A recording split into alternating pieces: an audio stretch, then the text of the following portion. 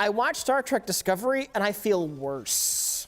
I feel worse about myself. I feel worse about where I am in life.